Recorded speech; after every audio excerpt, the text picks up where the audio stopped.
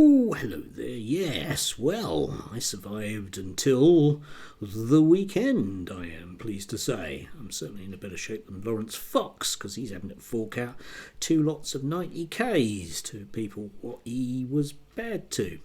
Yes, don't call people paedophiles on Twitter. Might be a lesson there for Glinner. No, of course not.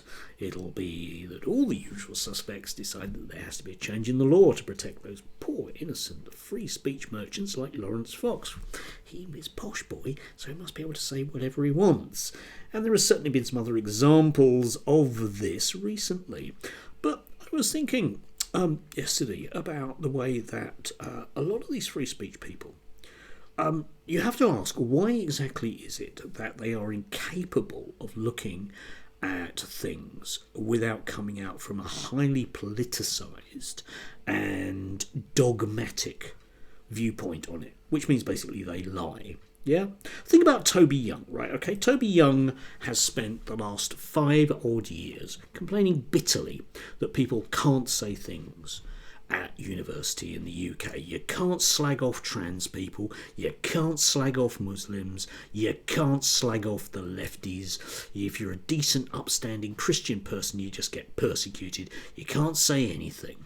Well, what's he been saying about the Gaza demonstrations that are going on in America?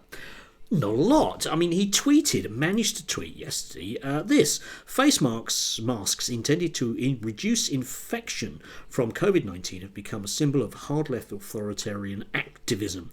Not that different to 2020. Right, okay. But what about the free speech issue?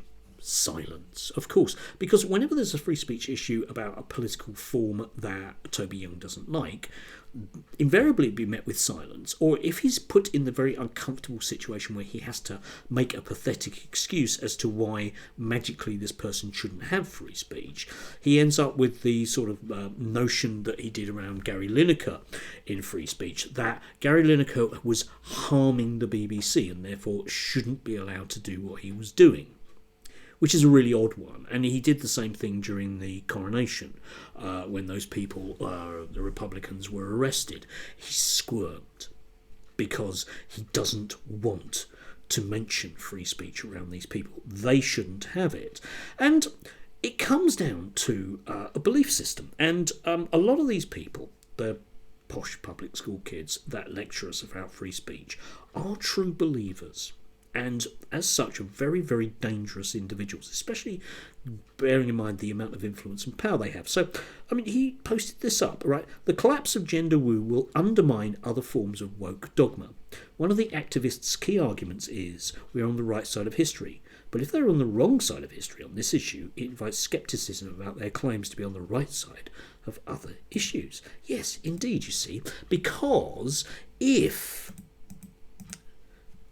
people are meant to question trans things, and we all know how Toby loves a good trans case, doesn't like an actual free speech case, but if it's a Christian who's been kicked out because they're a bit of a bigot, we'll inevitably go for that, because it's part of that wider war.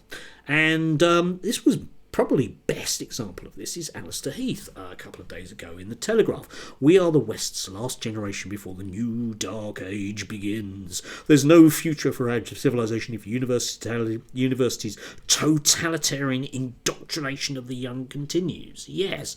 Now, you can read this piece for yourself, link down below. But, I mean, he does manage to mention the 1960s there. But his argument is that there's this very new thing which is making people left-wing. Okay, it can't be the economics, stupid. It can't be those wider societal factors. It has to be the nasty lefties. And, hint, hint, hint, what we need to do to protect ourselves from woke, one of those totally open concepts, yeah? Totally open concept. You might as well just say communism. Yeah, because it can mean anything you like. A never-ending attempt to measure the world and get it to be how we want it to be. Yes, to defend ourselves, we are allowed to tell lies, and we are allowed to pass very draconian laws, which are very, very selective, and we will park whatever spurious notions we have of our own sense of morality around that. Because The war against woke can never be won because anything basically, can be called woke. Yes, how absolutely perfect. And therefore, this is perfect for them. I mean, Alistair does manage to, as I say, talk about like the past at universities. But you think about it, I did my degree in the mid 1980s, 85 to 89. I did my degree, and I did a fairly standard social sciences course. I trained to be a youth and community worker. That's why it was a 4-year BA honours. And the stuff I was learning there was a damn sight more woke than almost anything that's going to be going on at the vast majority of British universities. So it's a lie. Alistair doesn't actually know that because effectively he's just making stuff up.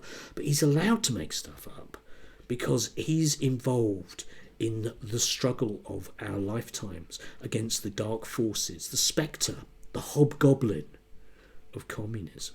Yeah, hobgoblin's a nice one. I like that. Yeah, that comes from an original Marxist draft.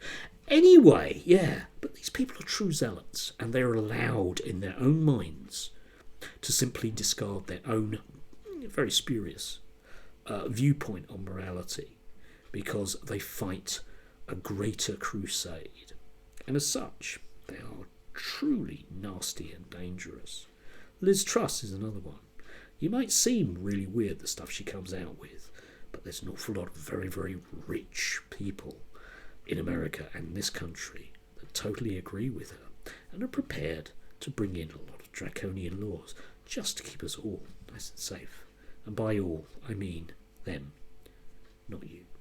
Do have a lovely Friday.